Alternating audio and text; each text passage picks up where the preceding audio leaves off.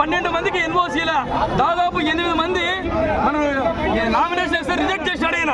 అట్లా అతన్ని మేము ఎందుకు తెచ్చుకున్నాం ఇక్కడికి?